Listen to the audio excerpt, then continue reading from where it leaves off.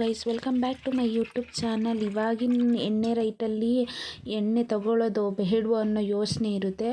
ಹಂಗಂತ ಯಾರು ನಾವೇನು ಅಡುಗೆ ಮಾಡ್ದಲೇ ಏನು ತಿಂದಲೇ ಏನಿರಲ್ಲ. ಬಟ್ ಕಬಾಬು ಕರೆದಿರೋ ಎಣ್ಣೆನ ನಾವು ತುಂಬ ವೇಸ್ಟ್ ಮಾಡ್ತಿದ್ವಿ. ಅದಕ್ಕೊಂದು ಸೊಲ್ಯೂಷನ್ನು ನಾನು ಹೇಳ್ಕೊಡ್ತೀನಿ. ಕೊನೆವರೆಗೂ ಮಿಸ್ ಮಾಡ್ದಲೇ ವಿಡಿಯೋ ನೋಡಿ. ಸೀಜರ್ ಮಾಡೋಕ್ಕೆ ಒಂದು ಸ್ಲರಿ ರೆಡಿ ಮಾಡ್ಕೋಬೇಕು. ಆ ಸ್ಲರಿಗೆ ಏನು ಬೇಕು ಅಂದರೆ, ಒಂದು ಬೌಲಿಗೆ ನಾವು 3/4 ಗ್ಲಾಸ್ ಹಾಕೋಷ್ಟು ವಾಟರ್ನ ಆ್ಯಡ್ ಮಾಡಬೇಕು. 2-3 ಸ್ಪೂನು ಕಾರ್ನ್ಫ್ಲೋರ್ನ ಆ್ಯಡ್ ಮಾಡಿ ನೀಟಾಗಿ ಮಿಕ್ಸ್ ಮಾಡಬೇಕು.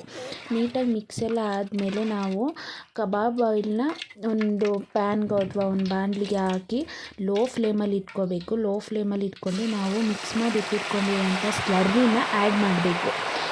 ಆಮೇಲೆ ನಾವು ನೀಟಾಗಿ ಒಂದು ಸ್ಪೂನಿಂದನೋ ಅಥವಾ ಯಾವುದಾದ್ರೂ ಸೌಟ್ಗಳಿಂದ ನಿಧಾನಕ್ಕೆ ತಿರುಗಿಸ್ತಾ ಬರಬೇಕು.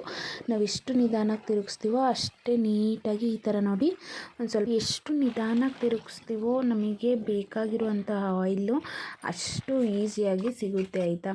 ನೋಡ್ತಾ ಇರ್ಬೋದು, ಒಳ್ಳೆ ಬೆಣ್ಣೆ ಥರ ಕಾಣಿಸ್ತಿದೆ ಅಲ್ವಾ. ಆ ಥರ ಒಂದು ನೀಟಾಗಿ ಒಂದು ಗಟ್ಟಿಯಾಗಿ ಅದಾಗೆ ಬರುತ್ತೆ. ನೀವು ಒಂದು ಸಲ ಹಿಂಗೆ ತಿರುಗಿಸಿದ್ರೆ ಅದಾಗೆ ಬಂದುಬಿಡುತ್ತೆ. ನೀವು ಸ್ಪೂನಲ್ಲಿ ನಿಧಾನಕ್ಕೆ ತಿರುಗಿಸ್ಬೇಕು ಅಷ್ಟೇ. ಆ ಥರ ಒಂದು 2 ಸಲ ನಾನಿಲ್ಲಿ 2 ಸಲ ಮಾಡಿರೋದನ್ನ ತೋರಿಸ್ತಾ ಇದ್ದೀನಿ. 2 ಸಲ ನಿಮಗೆ ಎಲ್ಲ ನಮ್ಗೆ ಸಮಾಧಾನ ಆಗ್ತಿಲ್ಲ, ಈ ಆಯಿಲ್ ಅಷ್ಟು ನಮಗೆ ಆಗ ಜಸ್ಟ್ ಇದು ಫಸ್ಟ್ ಪ್ರೊಸೀಜರ್ ಅಷ್ಟೇ. ಮತ್ತು ಸೇಮ್ ಪ್ರೊಸೀಜರು ಸೆಕೆಂಡ್ ರೌಂಡು. ಆವಾಗ ಎಣ್ಣೆ ಯಾವುದೇ ಥರ ಸ್ಮೆಲ್ ಇರಲ್ಲ, ಆಮೇಲೆ ಟೇಸ್ಟ್ ಕೊಡಲ್ಲ. ಅಂದರೆ ಎಲ್ಲಿಗಾದ್ರೂ ಅಡುಗೆಗೆ ಅಥವಾ ಸ್ವಲ್ಪ ಒಗ್ಗರಣೆಗೆ ಏನಕ್ಕಾದ್ರೂ ಹಾಕೋತೀವಿ ಅಂದರೆ ಕಬಾಬಿನ ಸ್ಮೆಲ್ಲು ಯಾವುದೇ ಕಾರಣಕ್ಕೂ ಬರಲ್ಲ. ನೀವು ನಿಜವಾಗ್ಲೂ ಮನೇಲಿ ಒಂದು ಸಲ ಟ್ರೈ ಮಾಡಿ ನೋಡಿ. ಬೇಕಾದರೆ ಒಂದು ಸ್ವಲ್ಪನೂ ಇದು ಕಬಾಬ್ ಆಯಿಲ್ ಅಂತ ಅನಿಸೋದೇ ಇಲ್ಲ. ಆ ಥರ ಚೆನ್ನಾಗಿ ಬರುತ್ತೆ. ಬೇಕಾದರೆ ನೀವು ಇನ್ನೂ ಒಂದು ಸಲ ಪ್ರೊಸೀಜರ್ ಮಾಡ್ಕೋಬೋದು. ಸ್ವಲ್ಪ ಇಲ್ಲ ಕಲರ್ ನಮಗೆ ಆ ಥರ ಕಾಣಿಸ್ತಿದೆ ಅಂತೆಲ್ಲ ಅನಿಸಿದ್ರೆ ನೀವು ನಿಜವಾಗ್ಲೂ 3rd ರೌಂಡ್ ಕೂಡ ಸೇಮ್ ಪ್ರೊಸೀಜರ್ ಮಾಡ್ಕೊಳ್ಳಿ. ನಾನಿಲ್ಲಿ 2 ರೌಂಡ್ ತೋರಿಸಿದ್ದೀನಿ ಅಷ್ಟೇ. ನೋ ಸ್ಮೆಲ್ಲು, ನೋ ಟೇಸ್ಟ್ ಬರುತ್ತೆ. ಮತ್ತು ಕಲ್ಲರ್ ಕೂಡ ನಿಮಗೆ ಗೊತ್ತಾಗುತ್ತೆ ನೋಡಿ. ಈ ಥರ ಒಂದು ಕಲರ್ ಬರುತ್ತೆ.